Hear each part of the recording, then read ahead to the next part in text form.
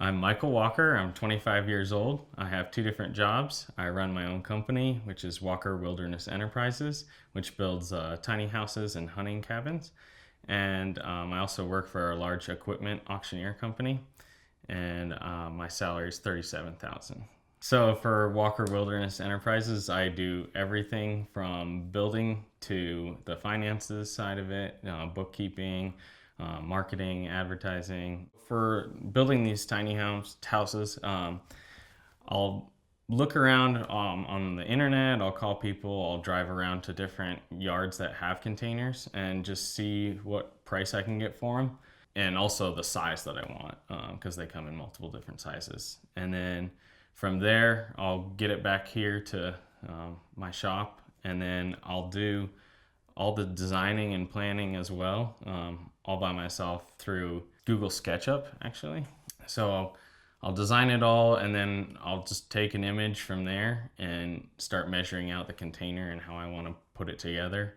And then I usually start with sealing up the floor and washing it out, getting it all ready and prepared. And then I'll cut out the windows and start framing it up and putting in the windows. And then we'll start building from there, I'll start building from there, from insulation and drywall to the flooring to all the plumbing and electrical and everything else that is involved with that. So with Walker Wilderness, I found clients through the internet, just joining different tiny house blogs and contacting different tiny house companies and different people that were randomly saying I was looking into a tiny house. And so I'd reach out to them. And then I also went to a trade show, which was the International Sportsman's Expo in Denver.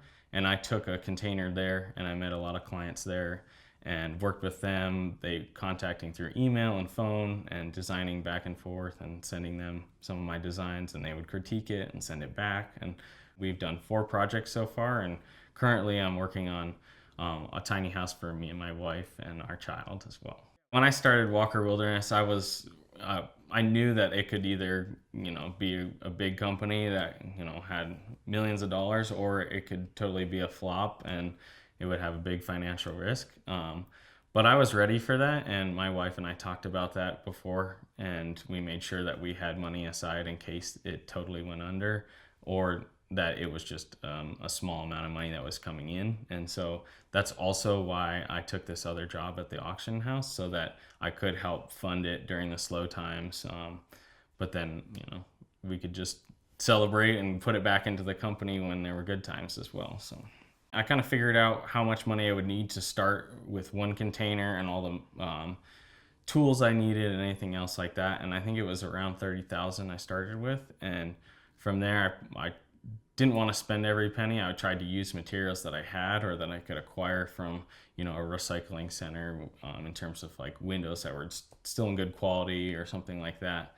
And just kind of went from there and tried to keep it within my budget that I had started. And from there I was breaking even, and it's been 2.5 years since I started looking into the company and starting it.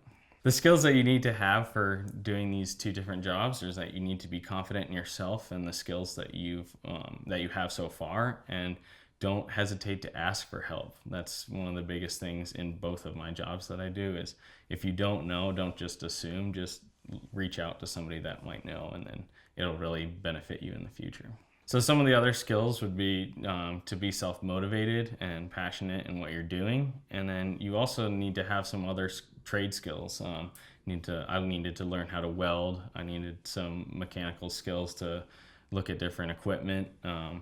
I also had to learn how to do different woodworking skills, which I had growing up, which I learned from school and family. Some of the other skills that I needed were computer skills in terms of making these designs and having different ways to communicate with people.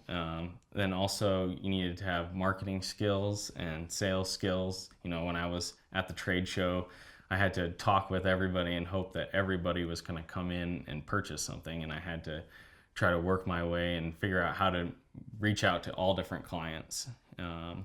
So that was something I wasn't very good at first. I was kind of held back, and now realized this is how you have to be successful. You have to reach out to all these people, even if you don't want to or you're scared to.